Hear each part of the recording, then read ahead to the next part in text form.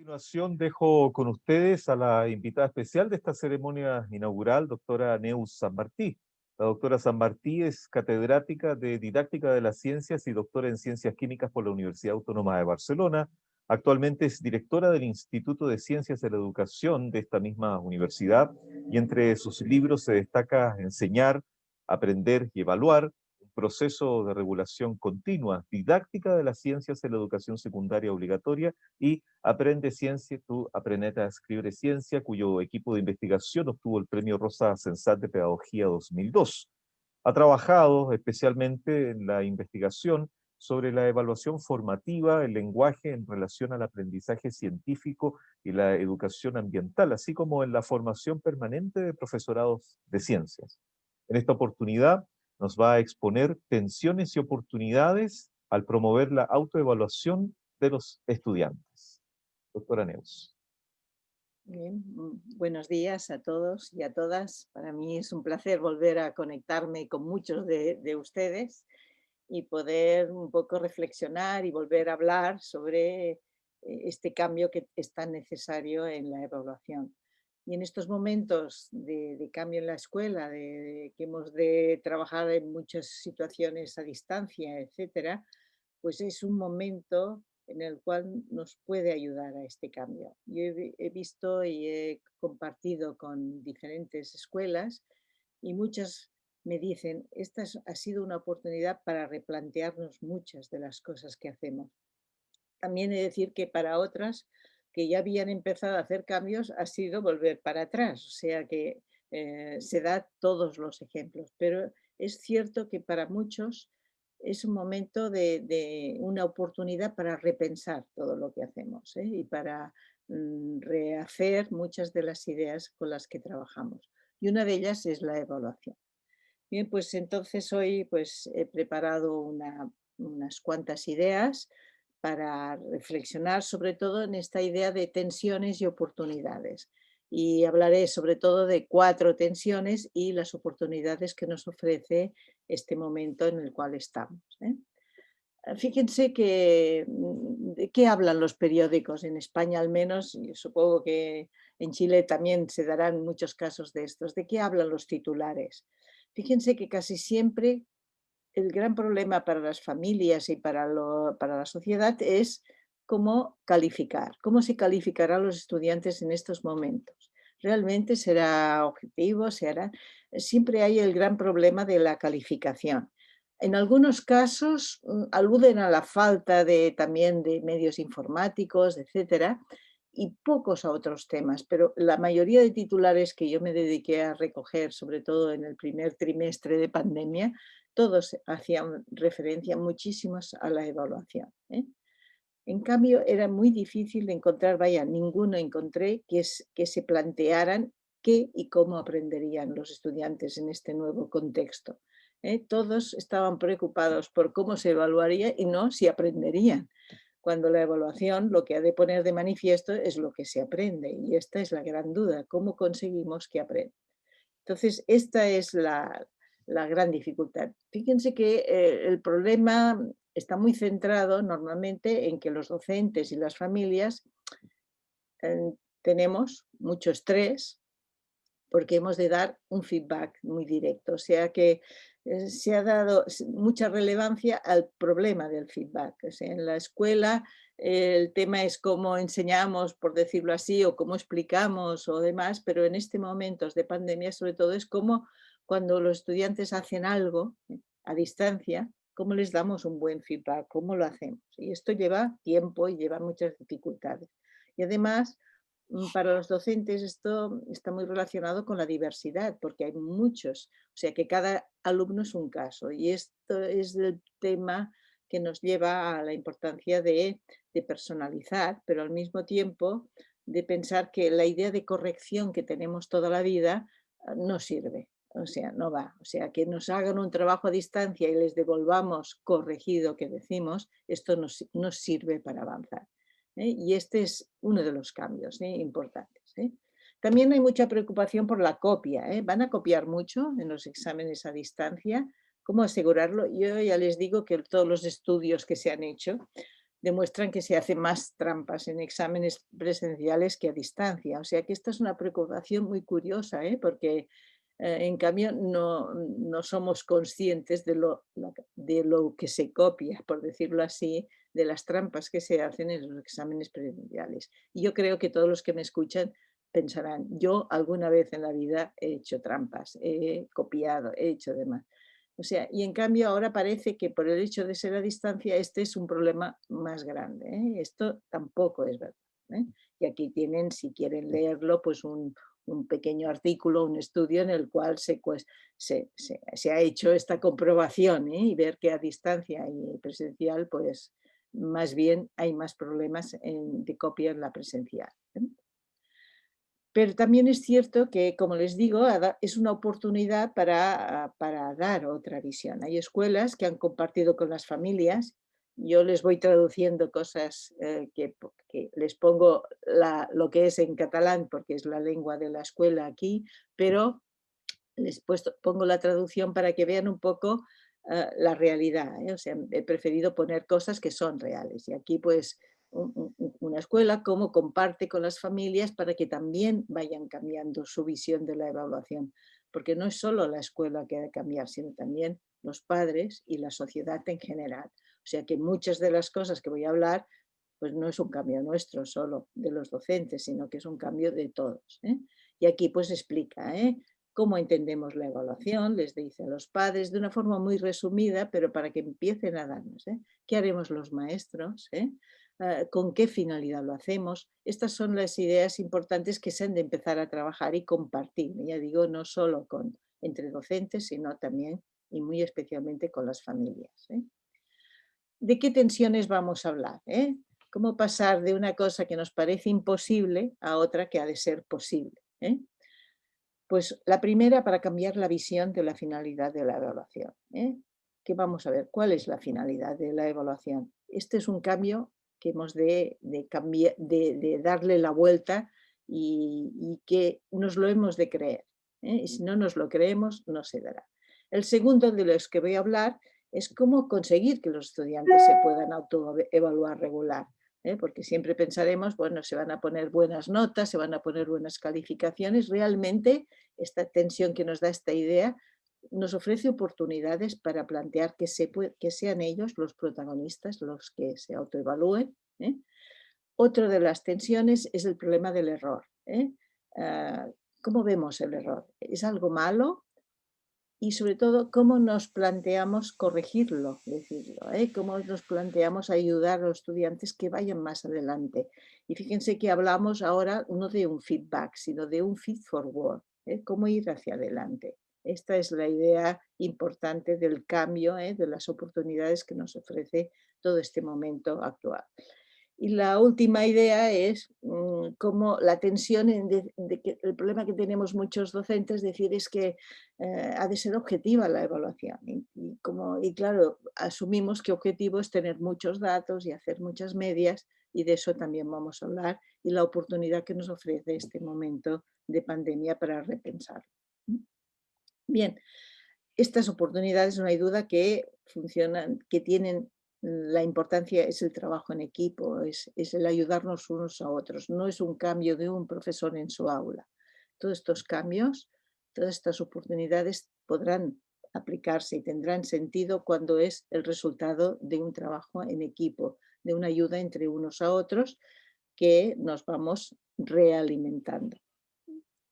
Vamos a ver la primera tensión sobre las finalidades de la evaluación, ¿eh? Fíjense que es de centrarla en la calificación, que es lo que todos pensamos cuando nos dicen la palabra evaluación, a orientarla al aprendizaje. Este es el cambio, esta tensión que hay. Bueno, calificación o aprendizaje, ¿qué quiere decir? Pues quiere decir que hemos de ir hacia el aprendizaje, porque realmente si aprenden los estudiantes la calificación será buena. Por tanto, no digo que no ha de haber calificación, que no sea hasta una función, sino que el tema es que si hay aprendizaje, habrá calificación. Y si la evaluación la ayudamos a un mejor aprendizaje, a que se regulen los errores, las decisiones, entonces la calificación será mucho mejor. Por tanto, este es el objetivo principal de la evaluación. Yo siempre me gusta, y esto lo repito muchas veces, porque creo que nos hemos de poner de acuerdo en lo que entendemos por evaluación. Y yo digo, evaluar siempre es un proceso, no es algo puntual, es un proceso que siempre requiere recoger datos. O sea, que yo para evaluar necesito datos, sin datos nada.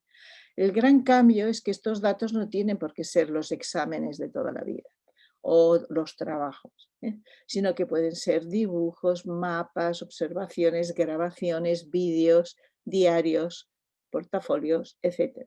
O sea que el gran cambio, digamos, que estamos viviendo en este momento es que, claro, plantearnos que recojo datos a través de los exámenes que hacemos en situaciones presenciales, esto tiene que cambiar, pero es que también tiene que cambiar en las situaciones presenciales, porque si siempre recogemos datos de un tipo, estamos favoreciendo a los estudiantes que en aquel tipo de actividad son más competentes, son más capaces. Los que saben dibujar pues tendrán ventajas sobre los que saben escribir o al revés. Por tanto, la importancia es de diversificar. Y yo solo recojo aquí el- el- perdón, el que unos profesores decían, o un artículo decía que precisamente podemos hablar de 60 formas de recoger datos, o sea que tenemos muchas formas y esto es muy importante, la diversificación, porque si no estamos trabajando solo para un tipo de estudiantes y estamos teniendo datos solo de un tipo de estudiantes. El segundo paso es que estos datos se han de analizar, pero no para decidir si está bien o mal, sino para entender por qué están bien o mal. Este es el paso, es un paso muy clave, porque he de entender por qué no entienden los estudiantes. Y para eso utilizamos pues, instrumentos como las listas de cotejo, las dianas, las rúbricas, podrían ser más. Fíjense que muchos profesores a mí me dicen, yo evalúo con rúbricas, y yo siempre les digo, ¿y qué datos tienes? Porque si no tienes buenos datos, las rúbricas no son importantes. La rúbrica es un instrumento para analizar datos, pero no para recoger datos. Por tanto, cuando hablamos de evaluación, hemos de pensar bien cada caso cómo lo hacemos. Pero si he dedicado mucho tiempo a recoger datos y analizarlos, lo más importante es la toma de decisiones. ¿Qué hago con eso? O sea, es el momento de tomar decisiones. Y es aquí cuando generas las tensiones y las dificultades. Porque, ¿qué pasa? Hay unas decisiones que han de ser la mayoría y las más importantes que podemos llamar de tipo pedagógico. O sea, son aquellas que van orientadas a recibir y aplicar pues, un feedback, un retorno que nos ayude a mejorar. Estas son las de tipo pedagógico. Teniendo muy presente que muchas veces ha de ser para nosotros, para los docentes, porque cuando analizamos datos y vemos qué dicen los estudiantes, muchas veces hemos de plantearnos, he de cambiarlo como lo he trabajado, he de cambiar cómo hemos planteado la propuesta de aprendizaje, porque si están teniendo estas dificultades es que no he trabajado bien. Pero muchas otras veces sí que son específicas. Para estos estudiantes les sería mejor. Y aquí podemos diferenciar en que si estas decisiones las tomamos nosotros, y decidimos tú para mejorar has de hacer esto, te recomiendo tal cosa, etcétera, pero si siempre las tomamos los docentes, resulta que nunca serán autónomos. Y fíjense que los estudiantes que aprenden, los que tienen buenos resultados, son aquellos que son autónomos, son aquellos que son capaces de tomar ellos las decisiones, no que lo hacen bien a la primera, sino que dicen, uy, aquí he confundido esta cosa con la otra. Y me he equivocado porque he hecho, y luego dicen, si hago esto de otra forma la próxima vez, esto ya lo haré mucho mejor. Por tanto, esto es lo que sería conseguir que todos los estudiantes tomen ellos las decisiones. Y esto es lo que se llama habitualmente evaluación formadora o autorregulación. El objetivo importante es que sean capaces de autorregularse. Y esto es un aprendizaje. Hay estudiantes que lo hacen solos, que lo aprendieron no sabemos cómo. pero la mayoría necesitan aprender a autorregularse, y este será el reto. Y de tanto en tanto viene esta otra parte de la atención, que son tomar decisiones de tipo social, que nos implica clasificar, seleccionar, orientar. Y aquí hemos de ser muy responsables éticamente, porque aquí depende la persona, su vida en muchos aspectos. Esto es lo que habitualmente se le llama evaluación sumativa, pero a mí me gusta más llamarle, pues, ¿qué es? Calificar, acreditar. Porque la idea de evaluación sumativa pues nos da la idea de que es el resultado de sumar muchas cosas, y no es esto, es otra cosa. Es cómo decidimos, y esto será de tanto en tanto. Cuando hemos visto que ha habido mucha evaluación para aprender, llega un momento que decidiremos pues cómo está, y que en muchos casos pueden ser los propios estudiantes que lo hagan. Por tanto, fíjense que si queremos cambiar la forma de aprender de los estudiantes, lo importante es cambiar la forma de evaluar y centrarla solo en una de las tensiones, que es la calificación. Esta es la que hemos de cambiar. ¿Por qué nos es tan difícil eso? Pues en el fondo nos es tan difícil porque la evaluación es nuestra fuente de poder. O sea, los profesores, ¿dónde ponemos nuestro poder? En la evaluación. Fíjense las frases que muchas veces seguro todos hemos dicho, muchas veces. Mira, esta tarea vale un 50% para la nota, por tanto es muy importante, por tanto la has de hacer bien, etcétera, la has de pensar. O sea, el valor de la nota, y qué hace que los estudiantes al final nos pregunten, ¿y esto cuánto vale para la nota? Y parece que si no vale para la nota ya no es importante para aprender. O sea, le damos el poder, la importancia en función de lo que evaluamos. O si te portas mal te bajaré la nota, o prestate atención porque esto saldrá en el examen. Vamos haciendo este tipo de frases que revelan que a partir de la evaluación es cuando nos consideramos que tenemos la fuerza para hacer que estudien y no para que aprendan. Este es el gran tema. ¿Podemos ser capaces de pasar este poder a los estudiantes? Este es el gran reto, esta es la oportunidad que tenemos. ¿Cómo le pasamos este poder a los estudiantes? Por tanto, al diseñar procesos de aprendizaje, lo que hemos de conseguir es que estos incluyan la capacidad, o sea, que los estudiantes sean los que vayan tomando las decisiones, que ellos sean capaces de autoevaluarse, de decir. Y por aquí es muy importante no solo la autoevaluación, sino muchas veces la coevaluación, la ayuda entre todos. Segunda tensión. ¿Pero es posible que los estudiantes se autoevalúen? ¿Es posible esto? Nos parece que esto es imposible. Es imposible, se pondrán buenas notas, no tendrán conocimientos. De creer que es imposible hemos de pasar a implementar estrategias que realmente lo hagan posible. Porque todos estamos de acuerdo que no serviría decir a los estudiantes autoevaluaros, poneros nota, calificaros. Tiene que haber todo un proceso, tiene que haber algo más que lo ayude. Cuando un estudiante aprende, aprender, o sea, lo que hay de edad, lo que en realidad aprende es autorregularse. O sea que si queremos estudiantes autónomos y demás, es que han de aprenderse a autorregularse.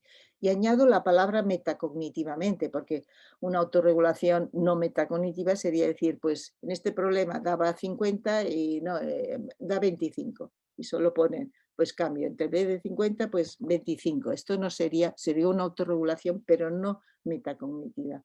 La escuela exige que para el aprendizaje pienses, ¿y por qué he puesto 50? ¿Y por qué 25 es una mejor? O sea, tengo que pensar sobre cómo lo he hecho, cómo lo pienso, y esta es la finalidad más importante de la escuela.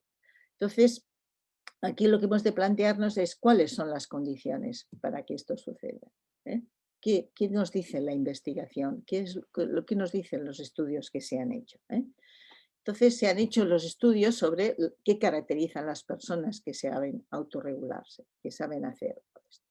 Entonces, la primera característica es que se representan el objetivo de la tarea. Nos puede parecer algo que es una tontería, pero es que les puedo asegurar que lo hemos comprobado que muchos estudiantes hacen las tareas porque se las mandan a hacer, pero no saben cuál es la finalidad. Yo que soy de ciencias les puedo decir que hay muchos que hacen experimentos, por ejemplo, hacen algún experimento, pero no saben la finalidad, el objetivo de aprendizaje.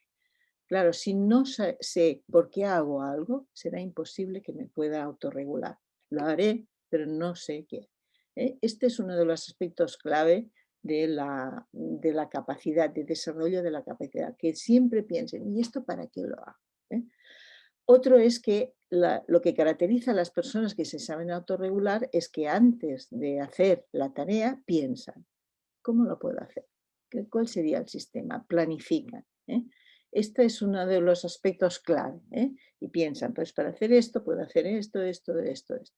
En cambio, los malos aprendices se ponen a realizar la tarea y no piensan en cómo hacerla. Esta es otra de las condiciones fundamentales. Pero fíjense que nosotros ayudamos a que no lo hagan, porque lo que le damos valor es al resultado. Lo que hemos de dar valor hasta que no tengan bien interiorizada esta capacidad, esta forma de pensar y trabajar, lo que tenemos que dar valor es a la planificación, a cómo anticipan. Y luego ya le daremos valor a los resultados. Pero es que si no se da esta condición, los resultados no serán buenos. Esta es otra condición. Y la última condición es que reconocen los criterios de evaluación. O sea, dicen, saben decidir cómo puedo saber si esto está bien hecho o no está bien hecho. Hay estudiantes que los intuyen, se los representan, pero la mayoría necesitan que se comparta con ellas, que se discutan. Y tiene mucho que ver con el punto segundo. O sea, que si para hacer una tarea he de hacer esto, esto, esto, ¿cómo sabré que la estoy haciendo bien? Pues porque he hecho cada una de estos pasos, pero lo he hecho con un nivel de calidad que es el adecuado. Estos es los tres aspectos. Por tanto, la oportunidad, ¿cuál es que tenemos ahora? Es la de diseñar procesos de aprendizaje que de alguna forma incluyan momentos para compartir, construir y regular los objetivos y los criterios de evaluación. Y la planificación, cómo la hemos hecho, pero está muy relacionado. O sea que vamos compartiendo, construyendo, regulando. A ver, los objetivos no los representamos. A ver, ¿para qué hacemos esto? ¿Qué es? O sea, lo que hemos de ayudar es esto, a que anticipen. Esta idea de anticipar es muy importante. Yo lo he comprobado, lo hemos estudiado, pero hay muchas investigaciones que se han hecho y se han visto esto, que los estudiantes que tienen buenos resultados anticipan. Anticipan. Esto es el objetivo, esto es cómo sabré. En cambio, los que no tienen buenos resultados nunca saben qué están haciendo, para qué lo están haciendo, en qué han de pensar, etc. Este es el cambio que nos da la diferencia entre unos que aprenden y otros que no. Pero fíjense la diferencia entre decir, transmitir.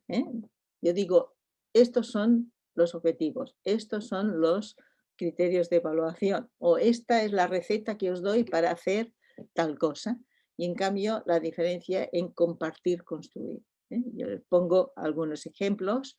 Me gusta poner este ejemplo de Edutopia, que es una web que les recomiendo mucho y que tiene muchos ejemplos de estos, y que precisamente este profesor explica los beneficios de compartir su planificación con los estudiantes. Y él dice cómo lo hace. Dice 3 estrategias.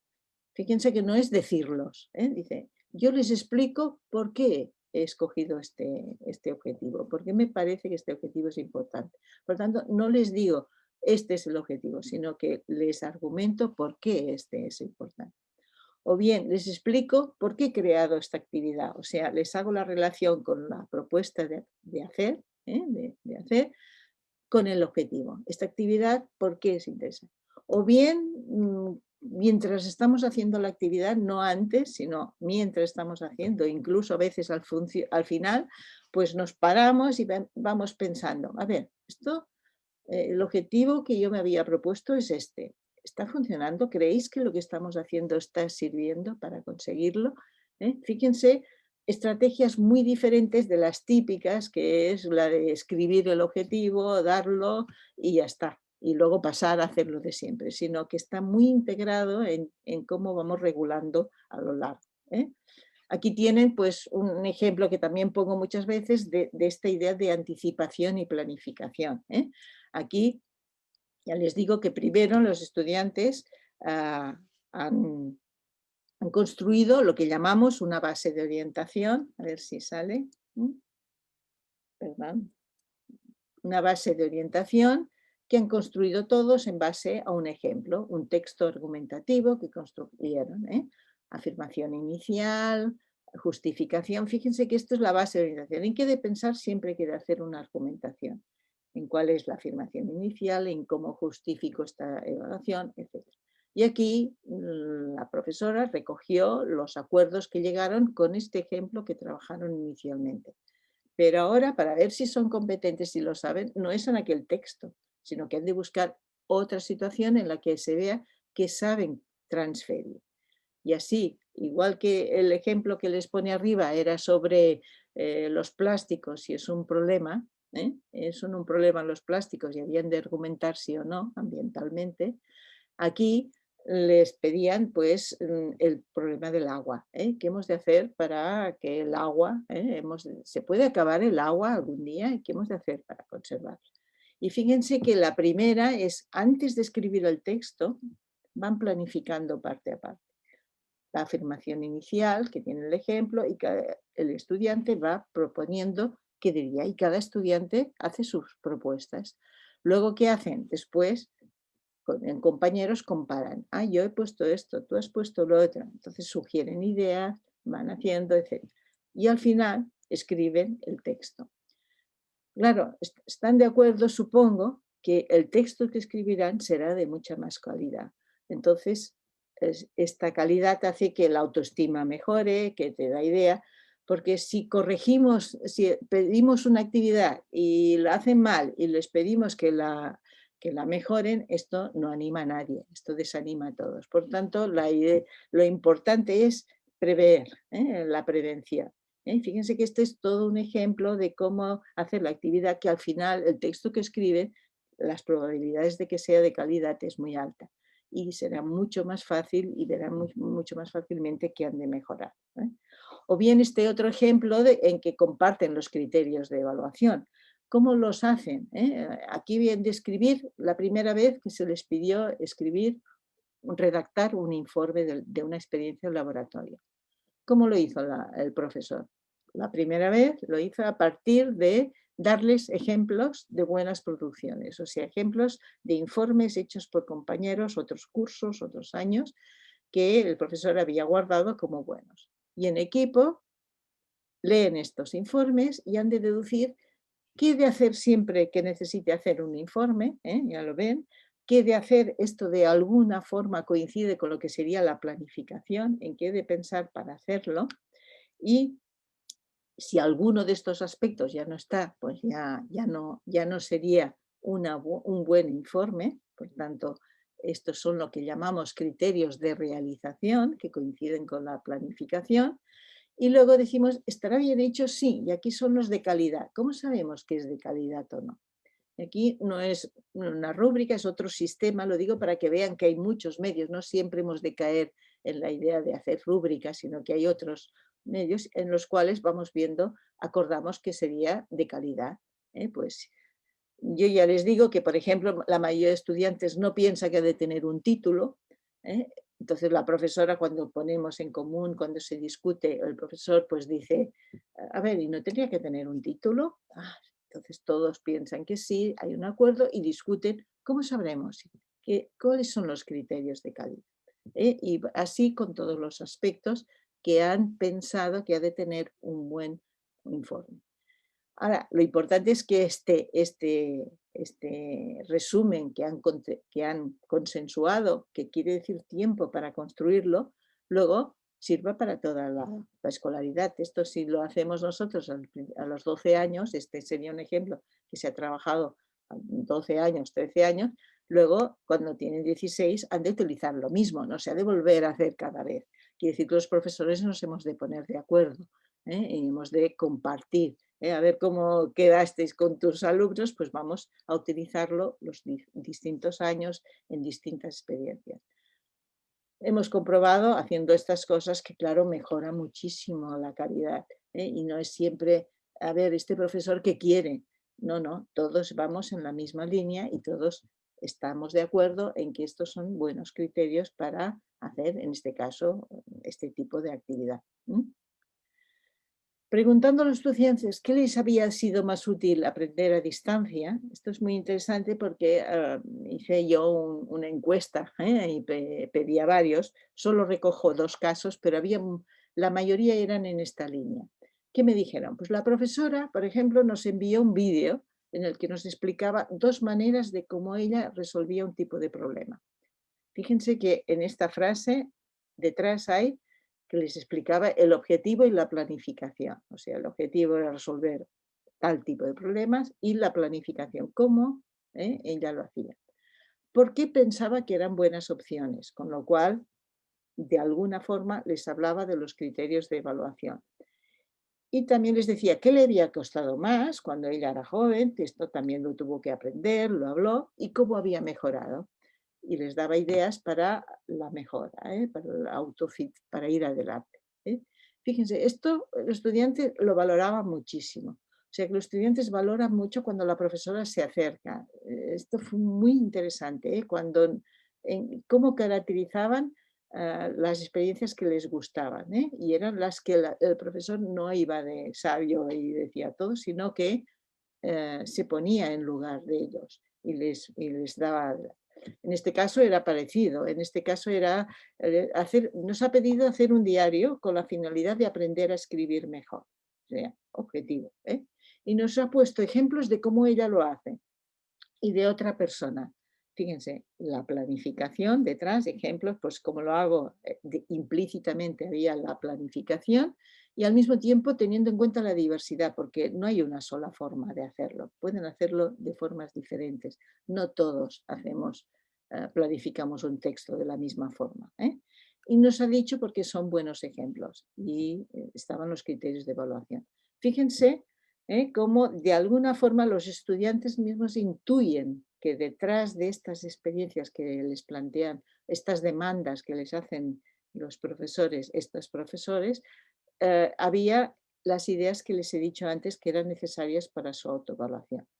Y aquí tengo otro ejemplo que le recojo de un profesor que lo hizo en el tuit y fue recogiendo, en el cual pone de manifiesto la importancia de que sean capaces de anticipar y aplicarlo con autonomía. Yo les puedo decir también, antes de explicarles el ejemplo, que he trabajado, hay escuelas y hay profesores, institutos, aquí nosotros de primaria y secundaria, con los que hace tiempo que estamos trabajando en esta visión de la evaluación. Y yo les puedo decir que en todos los casos me han dicho que les ha ido muy bien esta preparación que tenían de ser autónomos en estas ideas, en pensar en el objetivo, en pensar cómo planificar, porque resulta que les ha funcionado mucho mejor el aprendizaje a distancia. Mientras que en los casos que esto no se había trabajado, les ha sido muy difícil conseguir que los estudiantes se organicen. Y aquí tienen un ejemplo de un tuit de un profesor que explica, hoy he hablado por videoconferencia con 2 alumnos. Uno es muy cumplidor, tiene trastornos de lectura y escritura. En el aula se esforzaba, pero se lo pasaba fatal. Y en los exámenes, horroroso. Él me ha dicho literalmente que está regalado porque puede trabajar a su ritmo, sin presiones. O sea que este aprendizaje en distancia, porque él es capaz de hacerlo, pero no tiene presión y esto le funciona. En cambio, un estudiante que tenía muy buenas calificaciones y que vivía de renta, de sentarse, de escuchar y sin abrir el libro hacerlo, estos días lo está pasando fatal. Está perdido, no entrega las tareas, su confort diario se ha convertido en sufrimiento. Yo les puedo decir que tengo un nieto que le pasa eso. Antes, sin estudiar, se sacaba los exámenes y claro, en el trabajo a distancia tiene que hacer las tareas, entregarlas y resulta que nunca las entrega y bueno, ha tenido problemas importantes. Y también hay otro artículo de esta web de Utopia que precisamente comprueba esto, o sea, por qué hay estudiantes que durante este aprendizaje en distancia les ha ido mejor.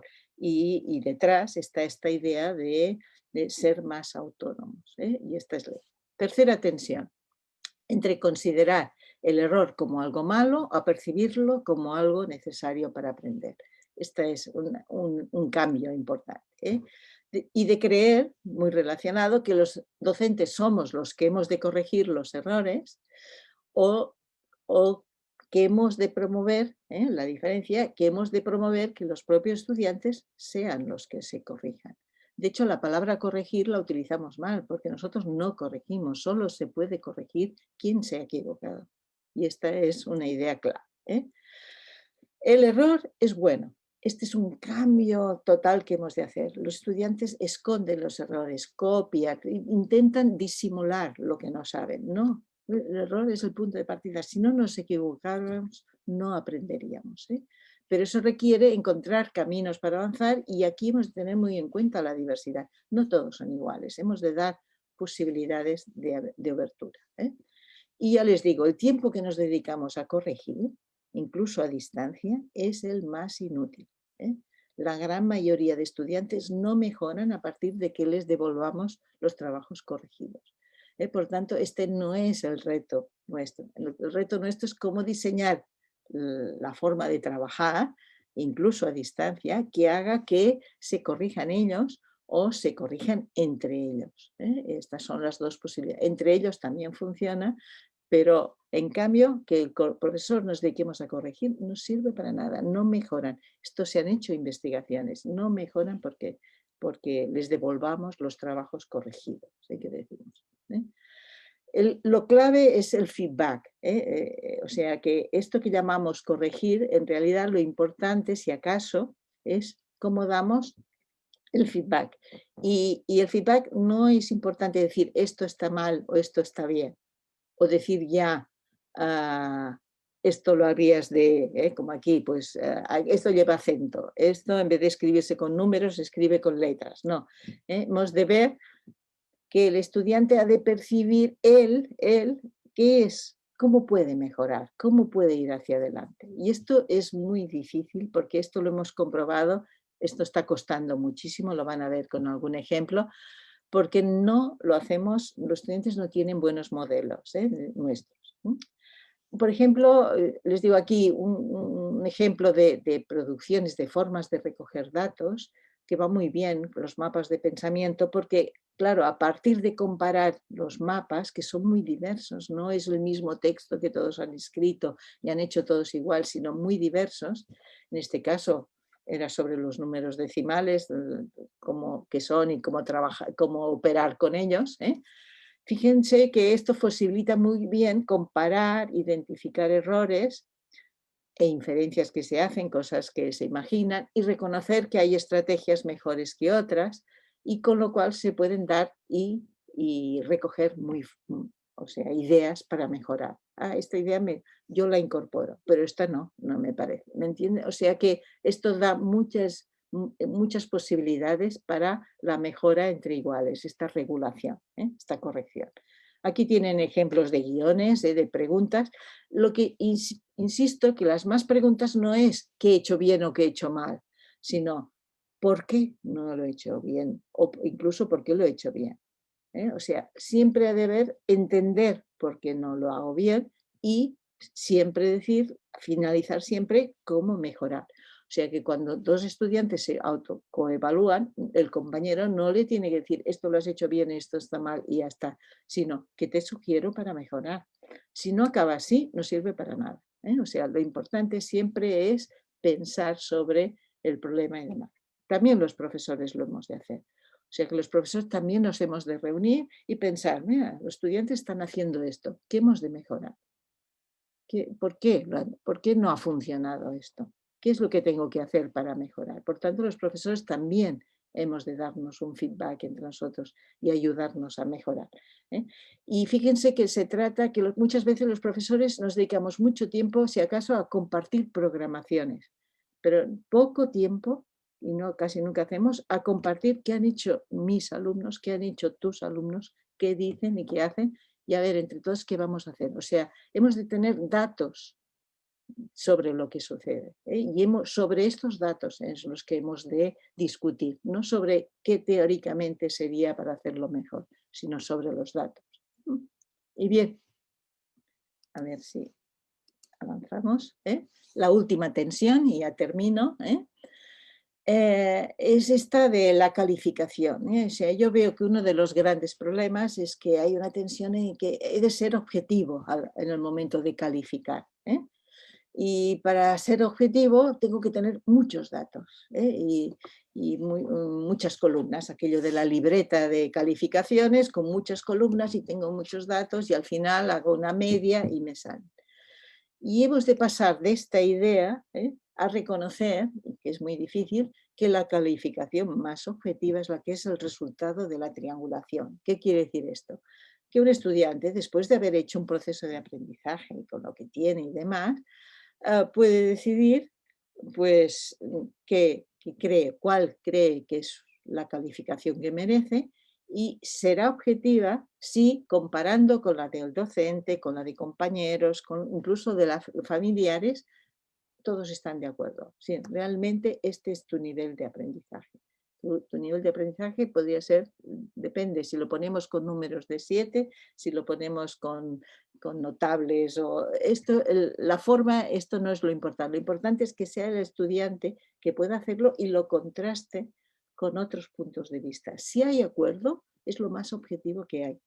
Piensen que esto no es por tener muchos datos que nos dice y hago el promedio y resulta que esto vale un 10% y al final me dice objetivamente que este es el nivel de aprendizaje del estudiante, el hecho de hacer estas medias.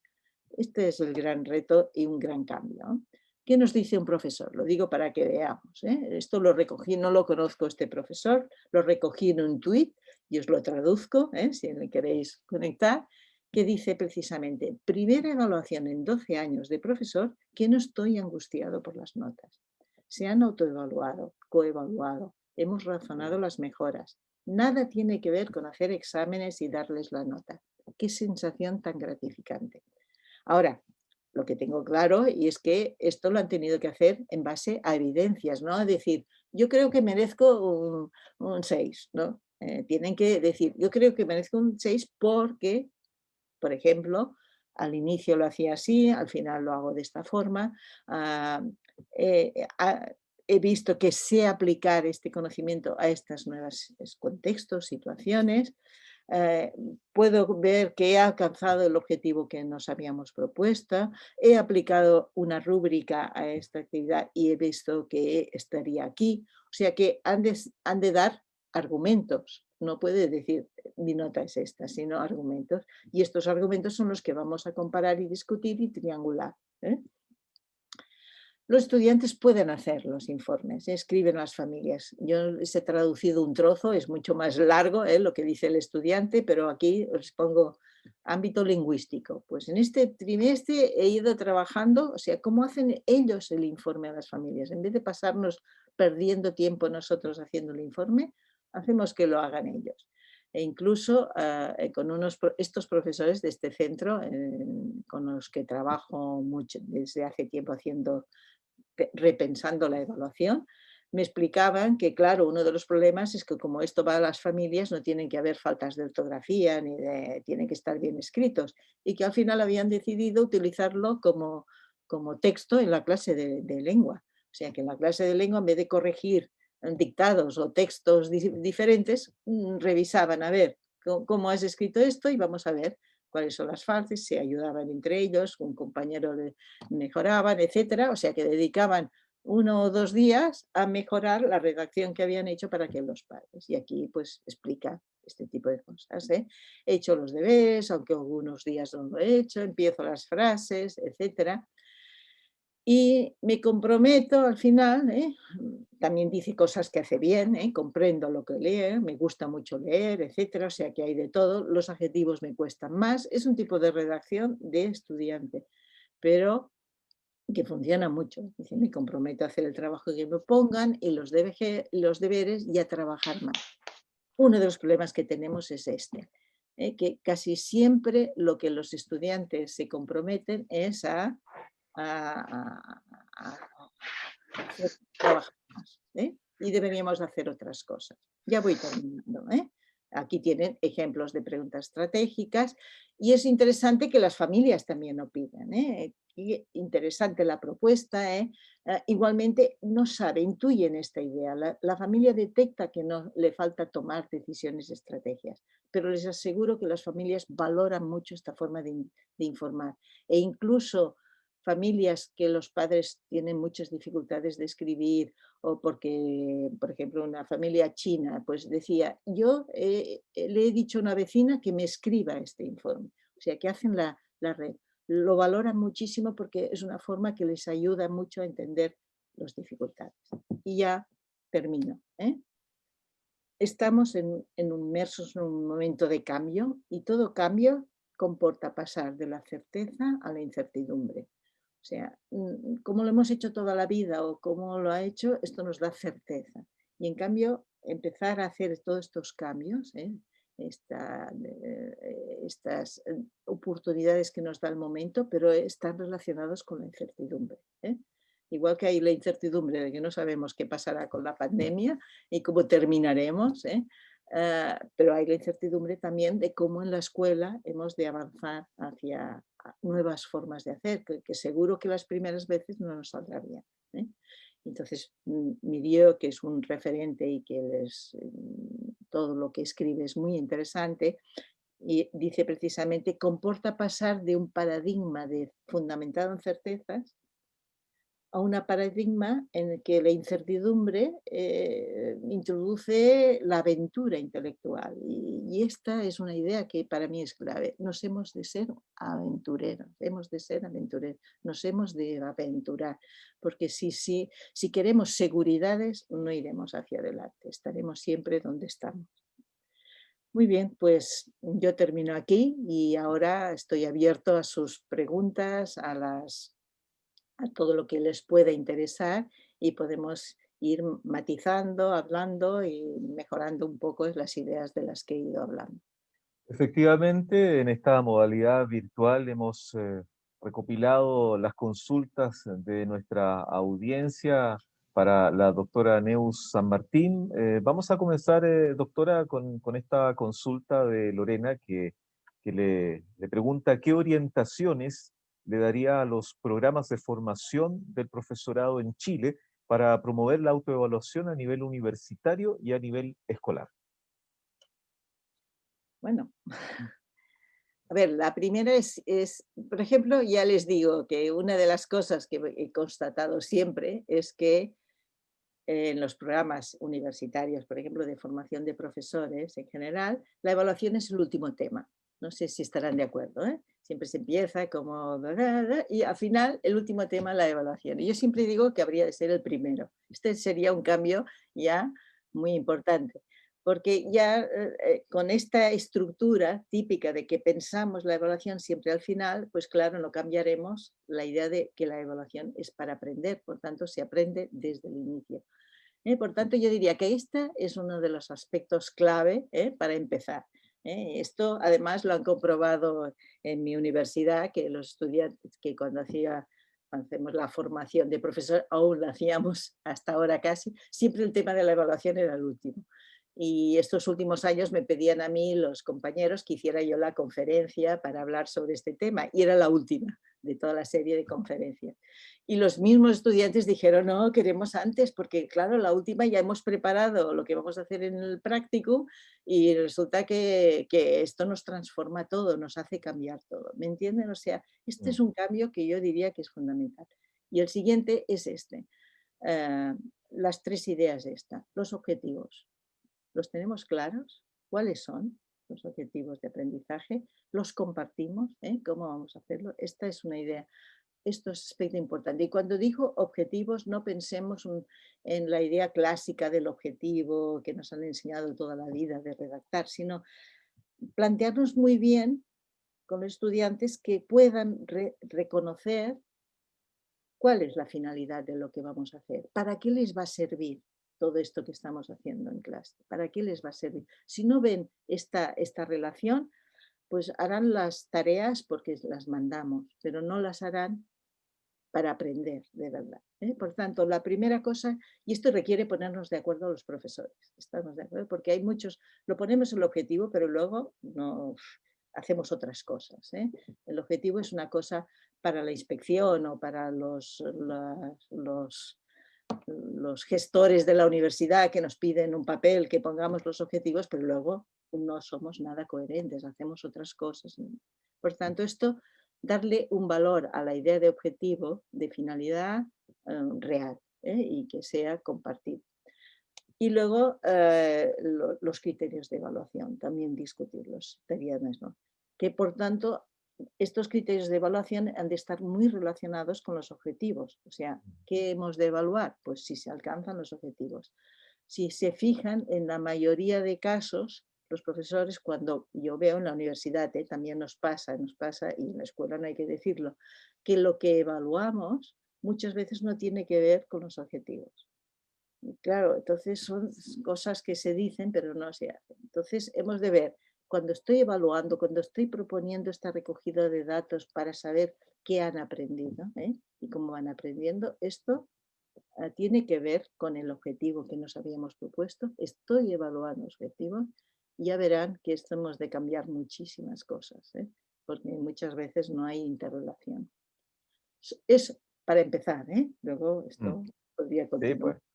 Bueno, Gonzalo Guerrero también le hace esta consulta. ¿Por qué entonces, si la evaluación es tan valiosa e importante en el proceso de aprendizaje, sigue siendo el talón de Aquiles de muchos profesores? ¿Qué estamos haciendo, mal o no, en la formación inicial docente y desde las didácticas específicas? Bueno, yo creo que, a ver, porque no nos lo hemos creído todo lo que estoy explicando aún, no lo hemos integrado. Y entonces, el modelo que damos, uno de los problemas de la universidad, y en general, pero de la universidad, pero sobre todo en la formación de profesores, es que puede a veces, muchas veces los profesores decimos en la universidad, decimos cómo habría de ser, pero no lo ponemos en práctica. No sé si estarán de acuerdo. Hay contradicción entre lo que decimos, para que aprendan los alumnos han de hacer bla, bla, bla, bla. Pero luego, cuando lo hacemos, no lo aplicamos. Claro, ¿cómo se aprende? ¿Se aprende por lo que se dice el docente o se aprende por lo que hace el docente? Y no tengan ninguna duda, se aprende mucho más por lo que hacemos.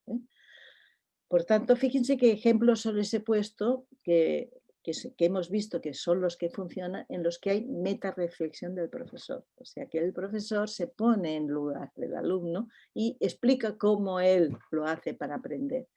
Entonces no va de sabio que dice las cosas son así, estas son buenas y demás, sino que va poniéndose en lugar de los profesores. Yo diría que este es un cambio tan radical, no sé si estarán de acuerdo, es un cambio total. Y esto insisto porque hemos visto clases en las cuales el profesor sí que hace esto, decir, los objetivos son estos, los criterios de evaluación son estos, y los dice, pero no cambia nada de fondo. O sea, los estudiantes no hay. Y, por tanto, dos clases paralelas en que un profesor hace esto, enuncia, dice, porque es lo que ha hecho toda la vida, es lo que hemos hecho toda la vida. A otro profesor que se pone en lugar de los alumnos y dice, mirad, yo he pensado, esto que os he explicado, he pensado que el objetivo, no hay duda, los resultados son totalmente diferentes. O sea que hemos de huir del formalismo Ujú. para pasar a la vivencia. Y esto Efectivamente. ¿cómo lo diríamos? De sacarse las vestiduras y ponerse, retratarse, un profesor decía, ay, yo, pues a mí también me costó mucho aprender a resolver ecuaciones, pongo un ejemplo, ¿no? Mm. Pero aprendí, ponerse en lugar, esto es clave y esto están de acuerdo que no es fácil, porque nos parece que un profesor ha de ser perfecto, ha de decir las cosas y lo que nos caracteriza como docentes es otra cosa. No sé si estaría de acuerdo. Para mí este es un aspecto clave que lo estamos viendo también mucho ahora, la diferencia entre cómo el profesor es capaz de ponerse en situación de estudiante y no de de experto, que lo sabe todo. No, no sabemos todo, estamos aprendiendo con ellos.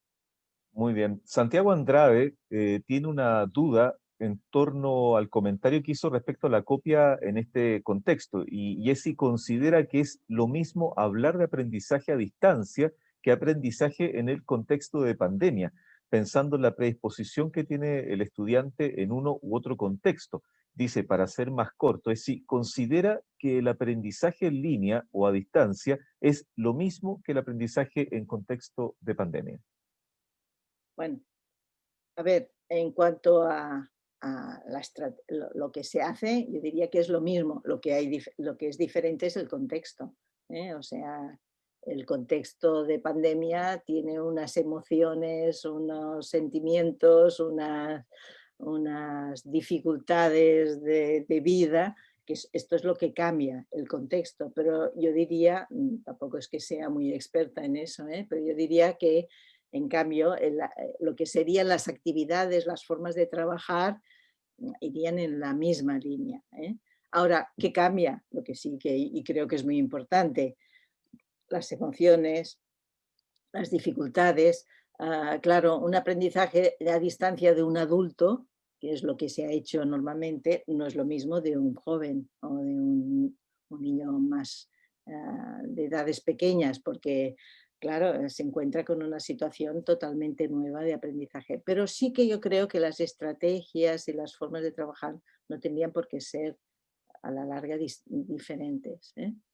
Ujú. Pero yo he visto ahora en tiempos de pandemia, he visto profesores que les piden, tengo fotos y tengo situaciones y me lo han explicado, profesores que piden a los alumnos que hagan el examen delante de la cámara y tapándose no sé qué y bueno, etcétera. O sea, que les piden unas condiciones para evitar que copien. Yo digo, bueno, tenemos otros medios. O sea que estamos reproduciendo lo que hacemos en clase y claro, en situación de pandemia es más absurdo, yo diría. En situación a distancia es más absurdo lo que hacemos. Pero es que yo creo que en clase tampoco es bueno ir haciendo exámenes de este tipo. Eh, Hay otras posibilidades para realmente comprobar que han aprendido. De tanto en tanto se pueden hacer, no, no lo niego, pero sistemáticamente y aquello, cada semana una prueba o cada, no sé, esto es absurdo. Bueno, Virginia Espinosa tiene la siguiente consulta. ¿Cómo logramos cambiar el paradigma de la evaluación? ¿De qué manera los docentes podemos dejar de pensar en la calificación y comenzamos a usar la evaluación para el aprendizaje? Pues mira, un profesor me dijo, te lo has de creer.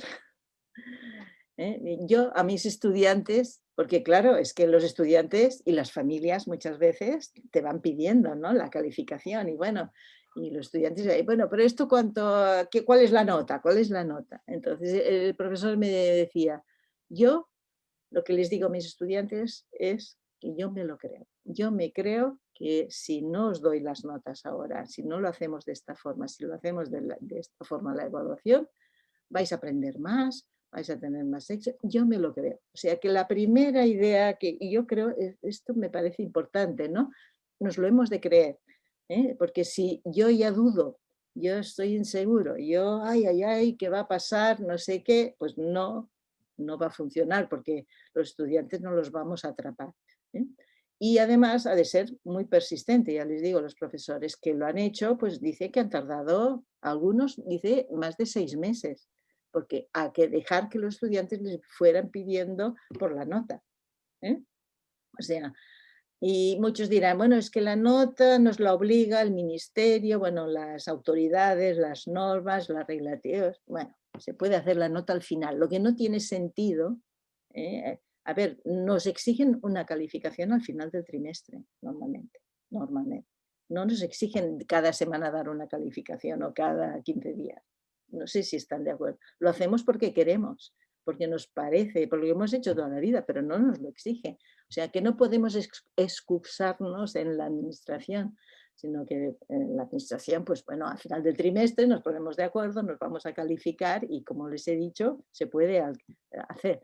Pero esto requiere que nos lo creamos. Y muchas veces requiere que sea un trabajo colectivo, porque si no lo estudia, es decir, de todo, de un equipo de profesores, porque si lo hace un solo profesor, los estudiantes lo perciben como la manía de este profesor. Este profesor le gusta que nos autoevaluemos, pero el otro no, hace, ¿entiendes? O sea que primero uno ha de estar convencido, pero luego ha de intentar convencer y trabajar colectivamente para que lo vean no como una manía o lo que le gusta a un profesor, sino como algo que tiene sentido, que está estudiado.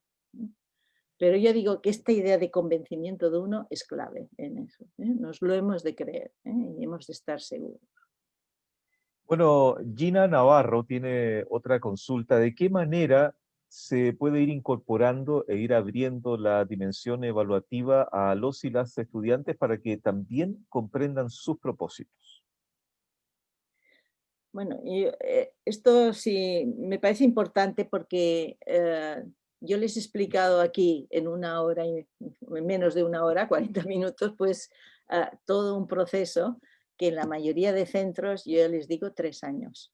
O sea que para llegar a ser capaz de todo esto, tener esta autonomía, llegar a que se autoevalúen, etcétera, bien, etcétera, que sean autónomos, etcétera, 3 años. Yo les digo, una planificación. Por tanto, a mí a veces siempre me da miedo explicar esto porque los profesores lo ven muy distante. Uy, esto con mis estudiantes es imposible. Yo digo, no, todo requiere un tiempo, por tanto, ha de ser.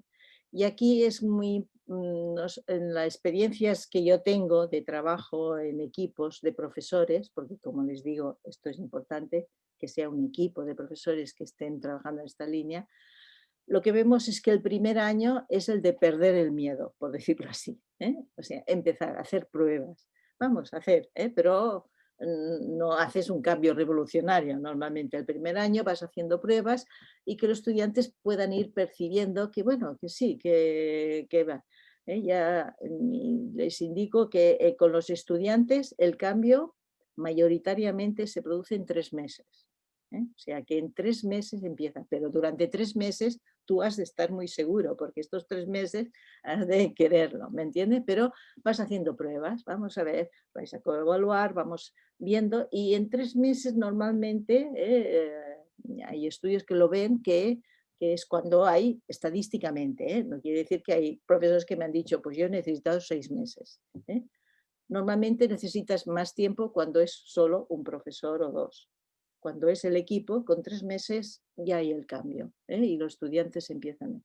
Pero el primer año es ir probando, pero lo haces actividades puntuales, en momentos.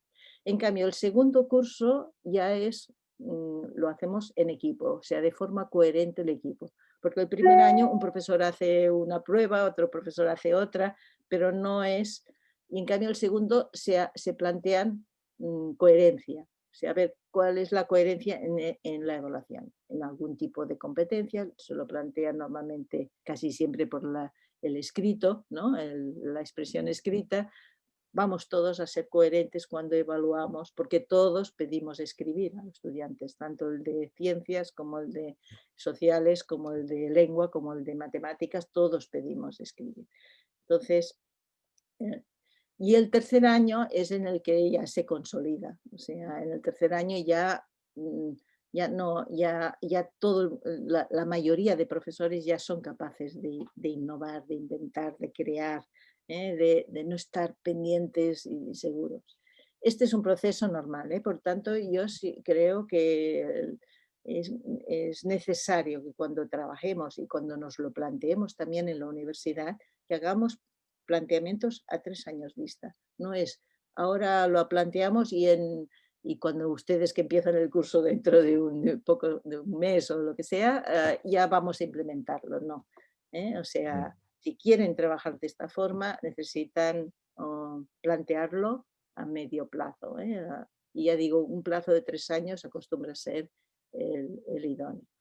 Porque fíjense, se han de compartir objetivos, se han de compartir criterios de evaluación, formas de trabajar en el aula, etcétera. Esto no es rápido. Doctora San Martín, Vanessa tiene esta consulta. ¿De qué manera se puede ir incorporando e ir abriendo la dimensión evaluativa a los y las estudiantes para que también comprendan sus propósitos?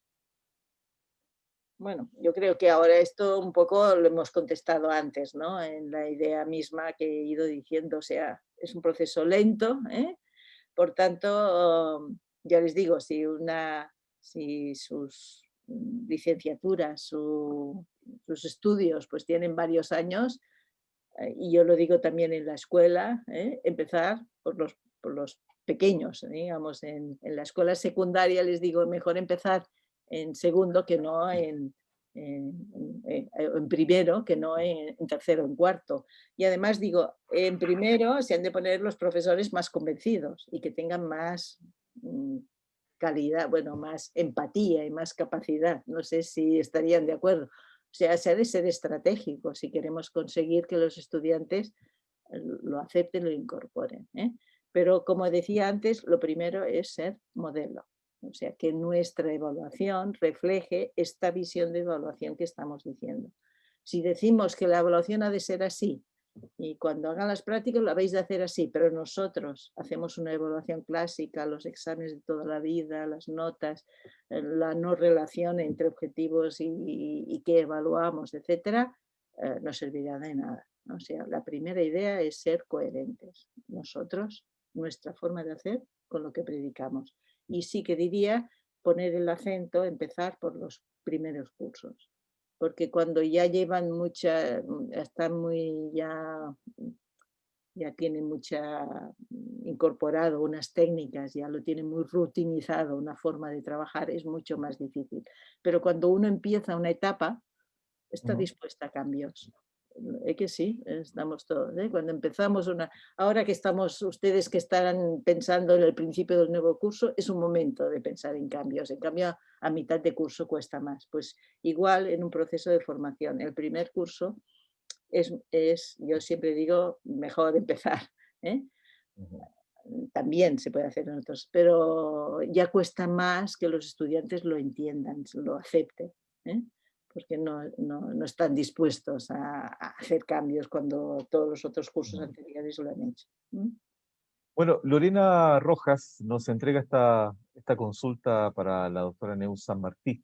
¿Qué orientaciones le daría a los programas de formación del profesorado en Chile para promover la autoevaluación a nivel universitario y a nivel escolar? Bueno, orientaciones, a ver, hemos hablado de varios aspectos importantes en este tema. Yo diría, primero, que la planificación sea coherente con todo el discurso que se hace actualmente, que no es el mío solo. Yo les he puesto, pueden luego consultar la presentación, les he puesto diferentes referencias de autores en el mundo que están trabajando en esta línea. Yo diría que en este momento hay un gran consenso de que se ha de ir por aquí. O sea, no es algo que que digo yo o que dice un señor solo, sino que hay un gran consenso en que la idea de evaluación ha de ir por aquí.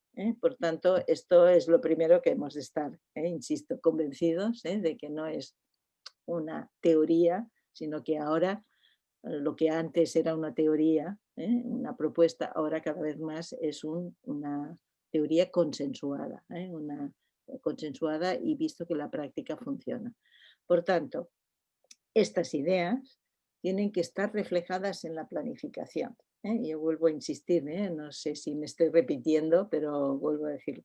Por tanto, orientaciones para el curso. La primera es esto, ¿cuál es la finalidad? Tener claro la finalidad y la relación con el para qué sirve, para qué le servirá aprender esto a un futuro profesor. ¿Me entienden un poco? O sea, no solo este es el objetivo, pero si el estudiante no percibe que aquello es importante en su formación, no lo verá de forma interesante. Por tanto, los programas de formación han de ser esto. Y luego, paralelo a esto, ¿cómo lo compartiremos? Y que este compartir no sea decir, informar, sino cómo compartiremos, qué estrategias vamos a trabajar para compartirlo con los estudiantes y para ayudarles a que se lo representen. Igual que los criterios de evaluación, que están relacionados con la planificación que he dicho antes.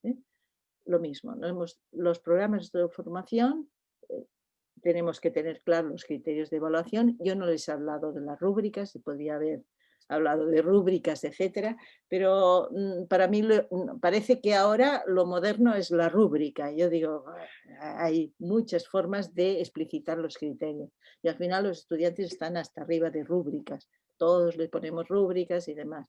No, esto no es la idea, La idea es criterios de evaluación y cómo los compartimos.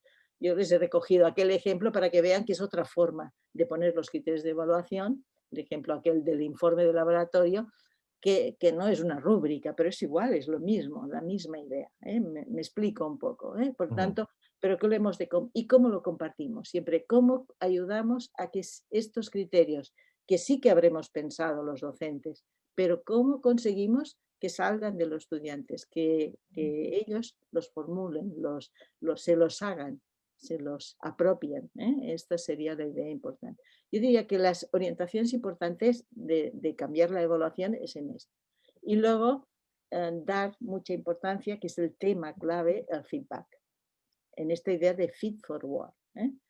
Fíjense lo que les decía, todos los estudiantes cuando dicen qué he de hacer para mejorar, te dicen estadísticamente, trabajar más, estar más atento, hacer los deberes, no sé qué. Esto no es decir nada, ¿están de acuerdo? Si yo tengo un problema concreto, trabajar más no me ayudará. Me explico, Por tanto, esta idea de un feedback muy orientado a que aquel problema, aquella dificultad relacionada con un objetivo, ¿qué he de hacer para mejorar? ¿Y cómo lo haré? ¿Y cómo comprobaré que está funcionando esto que he de hacer? Porque yo les aseguro, trabajar más no sirve para nada si no lo hago con una finalidad, con una orientación. ¿Entienden? Por tanto, la idea del feedback, y esto sí que estamos viendo que es lo más difícil, ya les digo. Cambiar esta idea, estamos viendo que es difícil, porque también hemos de cambiar los profesores, porque lo vamos diciendo todo el día. ¿No? Es que has de trabajar más, es que no te has estado atento, es que no te has fijado, tanto en la universidad como en... es la frase que nos sale a los docentes. Claro, si este es el feedback que damos de qué hacer para mejorar, esto no funcionará. Por tanto, en las formaciones sí que hemos de ver mucho este cambio del lenguaje. El lenguaje es muy importante. Detrás de las palabras hay mucha... las palabras nos dicen formas de hacer. Y cómo cambiamos el lenguaje, que es cambiar las ideas también. Por tanto, yo estoy resumiendo mucho, como se puede imaginar, pero diría que estas son cosas muy importantes para orientar los procesos de formación. Como criterios hay objetivos y criterios de evaluación, pero relevantes, coherentes, que sirvan, que vean la utilidad, y el feedback. Cómo organizamos un proceso de aprendizaje, el retorno, la ayuda para que se puedan hacer. Tenemos una última consulta, doctora, de parte de Virginia, Vanessa y Maximiliano. Se resume en esto: ¿de qué manera puedo lograr la triangulación y concursos numerosos? Los profesores siempre hemos de tener datos y análisis de datos de lo que hace cada estudiante y de lo que sabe cada estudiante. Concursos numerosos, pues los estudiantes se autoevalúan con los demás y se pueden coevaluar. O sea, normalmente lo que se plantea es en el marco de equipos de trabajo, o sea, en estos casos. Por tanto, triangular quiere decir saber un compañero también qué opina y tener datos. Pero insisto, lo importante es que lo justifiquen, no es decir, yo me merezco tal calificación, sino que tengan que, cuando hacen el informe cada estudiante de por qué se pone esta calificación, tenga que decir con evidencias, o sea, aportar evidencias. ¿Me explico un poco? O sea, fíjense que una evidencia también podría ser un examen, no hay por qué no, ¿entiende? Pero no tiene que ser solo exámenes, pueden ser de muchos tipos diferentes. y sobre todo pues que se vea cómo ha progresado, cómo ha avanzado, ¿eh? Por tanto, y esto vale para tanto si tienes pocos como muchos, ¿eh? O sea, eh, poner tú la calificación, la idea de tener referentes para los estudiantes, tienes que tener. Y puede ser que sea un examen, pero puede ser que hagan, pues no sé, un mapa de pensamiento como han visto, o sea, un resumen de sus ideas gráfico, o puede ser, esto nos interesa, que sean tipos de datos, cuando tenemos muchos estudiantes, que sean potentes y que al mismo tiempo no obliguen, no sean fáciles de reconocer, de evaluar. Y por eso en este momento yo les digo que la idea de mapas de pensamiento, también podrían ser mapas conceptuales, etcétera, pero la idea de mapas de pensamiento nos está siendo muy potente, porque recoge muy bien lo que hay. Luego hay la idea de los portafolios, etcétera, pero cuando tienes muchos estudiantes, leerte muchos portafolios es complicado. ¿Están de acuerdo? Por tanto, sí que va muy bien para el estudiante, pero para los datos que tiene que dar el profesor tienen que venir de otros sistemas porque leerse 100 portafolios no es fácil, o 100 diarios de clase no es. A pesar de esto, yo les digo que cuando estaba dando clases en la universidad, que ahora solo colaboro en el departamento porque ya estoy jubilada, por decirlo así, yo hacía el diario de clase y tenía 60, 70 alumnos de clase, y me leía los diarios. Ahora también les digo que era, porque era muy divertido leerse los diarios, les aseguro que es mucho más divertido que leerte 100 exámenes, pero también es cierto que reconocer y evaluarlos me requería tiempo, pero como me gustaba, pues lo hacía. Hemos de encontrar qué equilibrio hay entre tener buenos datos y el tiempo que disponemos y además que nos guste hacerlo, estos tipos de datos. A mí me aburría mucho más corregir exámenes largos que leerme diarios bien hechos. Pero reconozco que leerse 60 que me leía diarios, pues me requería muchas horas. O sea Muy que bien, sí. equilibrio, ¿vale? Muy bien, señoras y señores, queremos agradecer a la doctora Neus San Martí por su presentación y participación en esta actividad. También al público presente les queremos agradecer su participación. De esta manera, estamos finalizando esta ceremonia inaugural del tercer Encuentro Nacional de Didácticas Específicas para la Formación de Profesores de las Universidades del Estado y el cuarto Seminario de Didácticas Específicas en la Formación de Profesores USACH.